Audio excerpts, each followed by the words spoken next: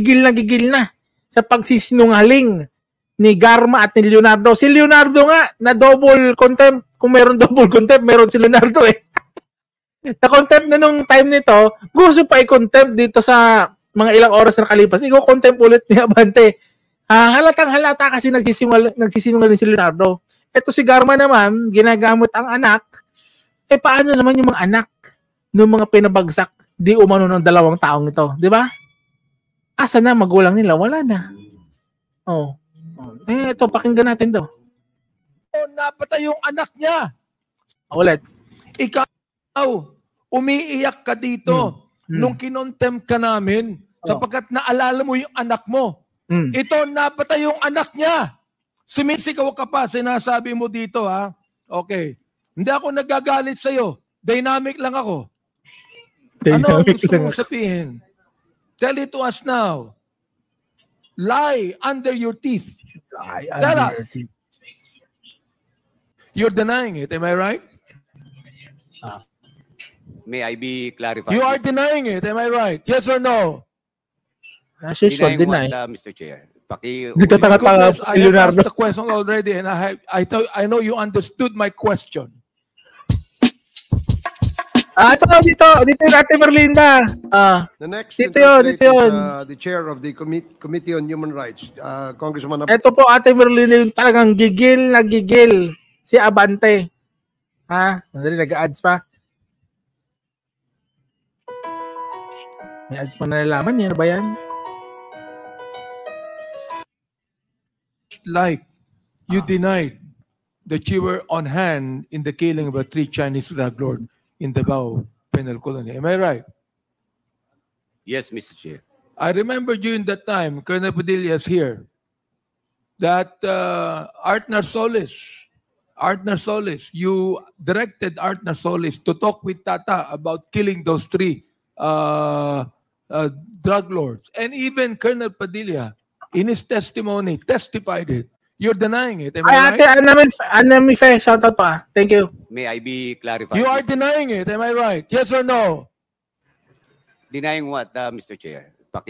My goodness, I have asked the question already, and I know you understood my question. Colonel Padilla, you have testified here in this committee that Colonel Leonardo is part of it. Am I right? Yes, Your Honor, Mr. Chair. Are you denying it? I'm denying it, Mr. Chair. You're denying it also, a testimony of Colonel Mendoza. Am I right? Correct po, Mr. Chair. Okay. Mr. Chair, I'd like to make a motion to hold in contempt Colonel Leonardo. So move, Mr. Chair. Chairman Abante, earlier, he was already cited in contempt. Oh, okay. And there was Di ba already... pwedeng pangalawang contempt?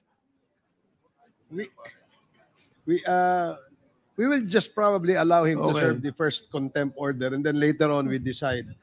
May I if he continue still- on? Okay.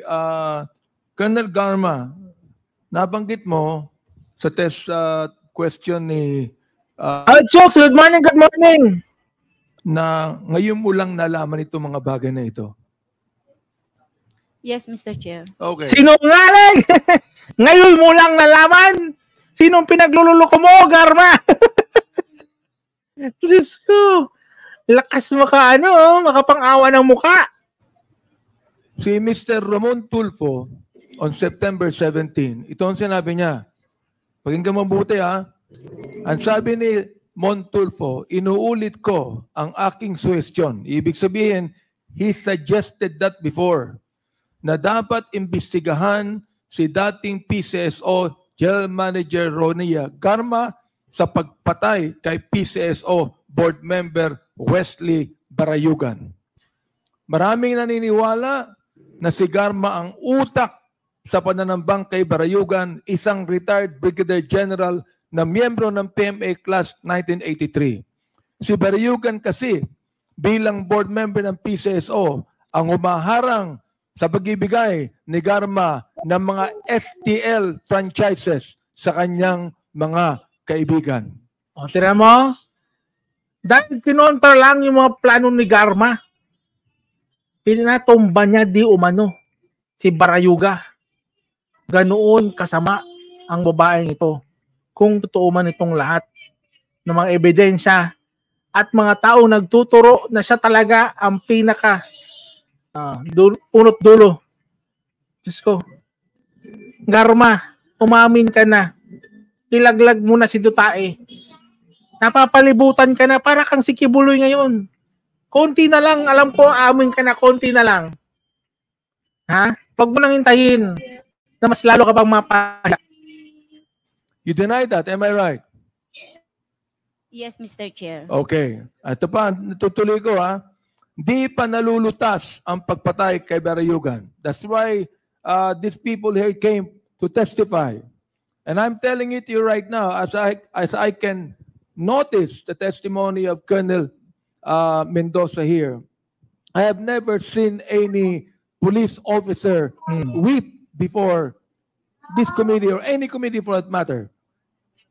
This man, I believe, is Nakita ko yung habang nagsasabi, ay Ate Mirna, shoutout po habang nagsasalita si Mendoza, naiyak. At naramdaman ko yung iyak ni Mendoza. Kesa doon sa iyak ni Garma. Nako. Kung di nyo napanood yung pag-iyak ni Mendoza habang nagsasalita, panoorin nyo. At panoorin nyo rin yung pag-iyak ni Garma, i-compare nyo. telling the truth, Colonel Garma. Mon Tulfo, I believe, is telling the truth.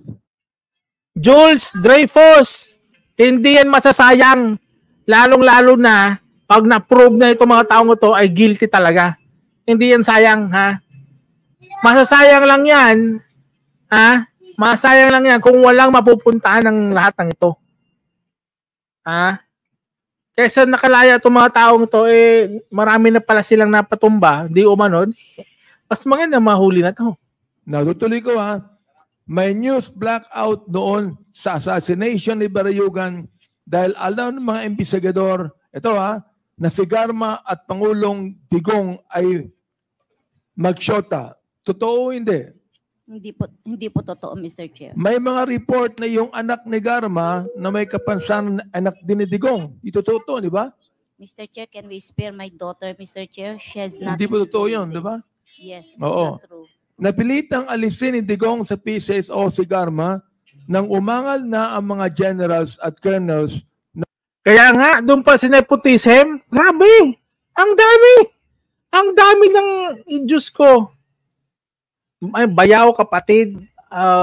Kung sino-sino mga pinapasok ni Garma. Ha? Si Garma, dapat talaga to, mas malala pa to. Sa totoo lang, mas malala pa to sa iba pang mga akusado. O ba naman? Magtos kang mayroon kang papatumba? Wala kang puso pag ganun. Ha? Kung totoo talaga lahat ng yan. Oh, Edward La Chica, good morning. Good morning sa'yo, Edward. Kape-kape kayo dyan. Na mga graduate din ng PMA gaya ni Barayugan. Hindi rin po totoo to, hindi ba? Or deny. Wala akong Hindi alam. rin, no? Therefore, nag-isinungaling si Montulfo, nag-isinungaling si Colonel Mendoza, nag-isinungaling si Nelson Mariano. Am I right? Opinion nila yun, Mr. Chair. Hindi. Am I Para sa right? akin Yes po, or no? hindi. Para sa akin, hindi po totoo lahat. Nagsisinungaling ba sila? I cannot... Yes, Mr. Chair. Okay, now, let me go back. Let me go back when you were the chief of police of Cebu City. Nandito ang affidavit ni Baby Rosales Sino yan? Baby Rosales. na ang kanyang anak ay napatay nung ikaw ang chief of police ng Cebu City. Ako? Naalala mo? Wala po akong natatandaan po, Mr. Chair. October 4, 2018. Ako? Hindi ba ikaw ang chief of police ng Yeah, I am Cebu the... City at that time? Yes, Mr. Chair. I'm the Okay, city siya po director. ay napatay nung panahon na ikaw ang chief of police. I'm the city director. There are station commanders. Ito ang under... affidavit ni Baby Rosales. Yes. All right. Now, merong case summary dito ng sworn statement ni Miss Raquel Lopez. Naalala mo si Raquel Lopez? No, Mr. Chair. Hindi mo naalala. Ito ang sinabi niya para malaman mo. Sa wikang Ingles na tinanscribe ni William Reyes, ang sabi niya, during the wake of my son, Garma and her police officers arrived in my place. Those who were attending the wake scampered away from seeing them. Garma was enraged as she hollered out and strut around. She was angry at us for holding awake on the death of my son. Grabe. She yelled out, "Why is there only one dead? There are many of them here." You are also denying that. Diyos ko! Ang tapang ni Garma, pumunta pa doon sa taong di umanong pinabagsak ni Garma. Pumunta doon, ha? At tinanong, ba't isa lang ang bumagsak? Nako, napakawalang puso pala talaga ni Garma kung totoo itong mga aligasyon sa kanya. Ha? Ano? Demonya. Kung totoo ito. Nakakatakot ha? Narinig nyo naman. Yes, Mr. Chair. You are. As usual, deny na I'm naman. denying it. Wala akong sinabing ganyan, Mr. Chair. You were the you were the chief police at the time in Cebu City. City Director, Mr. Chair. You are the city director at that time. Therefore, you know this incident. Hindi pwedeng ikaw, city director, na hindi mo alam ang insidenteng ito.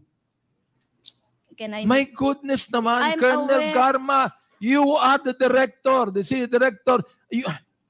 Paano mo to lulusutan, Garma? Sige, isip. I cannot Hindi ka recall- pinapaniwala na hindi mo alam sa mga nangyaring ito. Okay. Ito na nagte-testimony, napatay ang kanyang anak. All seeing eye sa tingin ko sana ibalik ang it's either bitay o electric chair o lethal injection. Isa sa tatlong yan ibalik. Pag gumawa ng krimen na talagang kagimbal-gimbal at talagang prove na ginawa nila. Finish. Ha? Kahit wala politiko, whatever, kahit sinong gumawa, basta ma-prove talaga na guilty. Pabor ako dyan. Para matigil na itong mga kahibangan na nangyayari sa gobyerno, sa politika, kung saan-saan man dito sa bansa. Para matakot gumawa ng masama. Kasi hindi na natatakot kasi nga, pag nahuli, kulong. Ang mayaman, pag nahuli na kulong, ayahay pa rin sa loob. Yan ang totoo dyan. Di ba? What is the point? What is the point? Nakulong yan. Dapat pag gumawa ng masama mabigat, kunin na ni Lord, kunin Satanas. Nak, ikaw, umiiyak ka dito nung kinontent ka namin sapagkat naalala mo yung anak mo. Ito, napatay yung anak niya.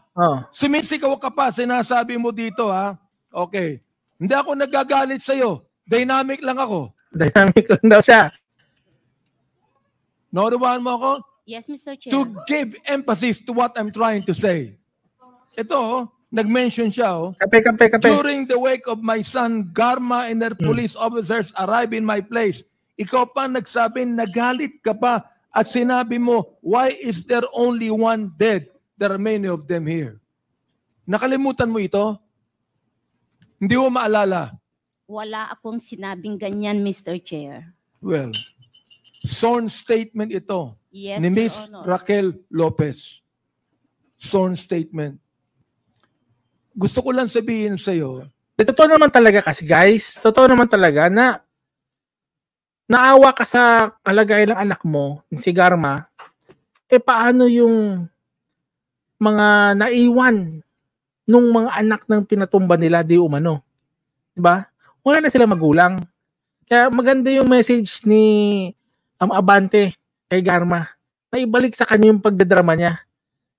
Iyak ka lang iyak dyan dahil sa anak mo. Paano naman yung mga nawala ng magulang nang dahil sa'yo di umano? when we cited you in contempt, you are weeping before your lawyer because you remember your own child See? na may iwan. Yan A ang message. special child.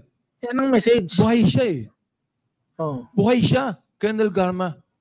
Umiiyak ka na. Buhay siya. Ito patay. Wala na. Ikaw ang city director. Ito patay. Nagsalita ka pa. Nagsalita ka pa dito. Ang sabi mo, bakit isa lang ang namatay? Bakit isa lang ang pinatay? Oh, samantalang napakarami nila. And you're telling me now, you're denying that, Mr. Chair? Hindi mo lang siguro maalala at baka nakalimutan mo sa matagal na ito eh. 2018 pa ito eh. Baka nakalimutan mo. Ipinapaalala ko lamang sa iyo, you're under oath here, and we are trying to pass legislation so that this will not happen again. Yan! That is the point of this, Ito ang pinakapunto nito, guys, mga kakulot. Ginagawa po ito para wala nang umulit sa mga ganitong mga malala na kasalanan. Diba? They're doing this para wala nang umulit po talaga. Yan ang pinaka-point dito. Okay lang na grabe, ilang beses na nangyayari itong mga hearings na ito. Basta mayroon lang talaga mapuntahan dapat para hindi masayang ang pondo. Yan ang point. Mr. Chair, ano ang gusto mong sabihin? Tell it to us now. Lie under your teeth. Tell us. Sige. No? Hi guys. Ads pa, talagang sinakto mo yung ads doon sa ano Our Grammy. Sige. Colonel Napapanood Garma, na talaga, hindi ko ibalik akalain nila, bilang chika. ikaw isang babae, no? Magagawa mo ito. You're denying it right now. You're denying everything right now. Ang dami mo nang dinanay, Colonel Garma. At nakikita po ng taong bayan dito, napakalaki ng problema ng ating kapulisan na katulad ng marami mga eskalawag na dapat malaman ito ng Director General Marbil na dapat niyang asikasuhin ang ayusin ang nangyayari sa Philippine National Police. This person here, si Lieutenant Colonel Mendoza, tinitingnan mo siya when he was testifying before us, when he was reading his affidavit, nakatingin ka sa kanya, nakasimangot ka sa kanya, galit ka sa kanya. And this guy is weeping before us while he was saying this, while you are angry at him. Nelson Mariano testified, 2 of them against you and against Colonel Leonardo. 2 against you, both of you. And you're denying it. Listen, akala nyo ba politics itong ginagawa namin? Kung sinasabi po ni Colonel Mendoza, natatakot siya sa buhay niya. Kami ba, matapang ba kami? Hindi ko kami matapang, pero kinakailangan namin gawin to. Yan. Upang maayos na natin ang problema sa ating bansa. Yan ang magandang message. Hindi ba gusto mo rin ayusin, Colonel Garma? Yes, Mr. Chair. Gusto mo rin ayusin, Colonel Leonardo? Gusto nyo rin ayusin, di ba? Yes, Mr. Chair. Ayusin natin. Magsabi kayo ng totoo. Look, I will be recommending to the Quad Committee that the DOJ, who is right now hearing this, make charges against you. My goodness, hindi kami korte. Pero alam nyo, binanggit na namin sa inyo lahat ng legislation na nais naming gawin. Upang sabihin po sa taong bayan na ito pong hearing na ito is not trying to prosecute you as criminals. But we would like to draft and file legislation that would finally stop all of the things that we are hearing right now. Ito, kayo na pa kita pinagmamasdan Mr. Chair, when Colonel Mendoza was actually reading his affidavit, and he was already weeping, and you're there looking at him, angry at him. These are two people against you. Nais niyo po ba na kami ay magdagdag pa ng mga testimony against you to prove that you are lying to us? Ayan. Ayan si Atty. Conti is there. Hindi lang po nakapunta rito ang mga witnesses, Mr. Chair, sapagkat sila ay hindi makaalis sa kanilang mga trabaho. The witnesses are poor families and they cannot get out of their jobs. But they want to be here and they want to testify against you people that did not even give due process to those that you killed. Whether they are drug pushers or mistaken identity, yet all Filipinos must be accorded due process. Am I right, Colonel Garma? So right. Yes, Mr. Chair. Right. Your Honor. Now, naniniwala ka sa aming mandate dito na dapat namin itong imbestigahan upang finally we'll put an end to these things. Nais kong sabihin sa inyo, gusto ko na rin matapos ito eh. Sapagkat nakakapagod na rin pakinggan ang mga kasinungalingan ninyo. Diba, ang ganda rin ng message ni ni Representative Abante. Para matigil na at hindi na maulit ito, kaya nila ginagawa ang mga ganitong hearing sessions para malaman ang katotohanan din. At para ma-stop na din ang kasinungalingan na alam naman natin kung sinong pinaka nasa likod ng lahat ng mga nangyaring patayan. Yan ang message ng Quadcom na ito. Na sana naririnig nyo mga kakulot ang mensahe, lalo na ni Abante. Sana suportahan po natin ng Quadcom para matapos na talaga ang kahibangan nila Garma, nila Leonardo, nila Dutae, yan, sila Bato. Yan sa Pogo pa yan, Diyos ko. Si Alice Go. Saan na tayo papunta? Saan na tayo papunta? Saan pa ba? Iboto natin si Ping Lacson. Yan, kasama yan sa mga iboboto ko. Ewan kung iboboto nyo, pero ako iboboto ko. Si Amy, ekes na ako. Yun po ang ating topic today. Maraming salamat sa kamalupalop ng mundo. Sana sa buting kalagayan. PJTV nga po pala ito. Ako po kulot, pero hindi po ako salot. Kagaya nila Garma, ni Dutae, ni Alice Go, ni Leonardo, at iba pa dyan, mga buwiset. Susunod po na ulit natin live. PJTV nga po pala ito. 10:58 AM na po. Maraming salamat. Maniyang, ito yung live last time, hindi to live. Ano lang to? Recap lang natin to, recap. Maraming salamat pa support po sa uploads and other live natin. Try ko makapag-live mamayang hapon na. Try ko makapag-live. Maraming salamat po.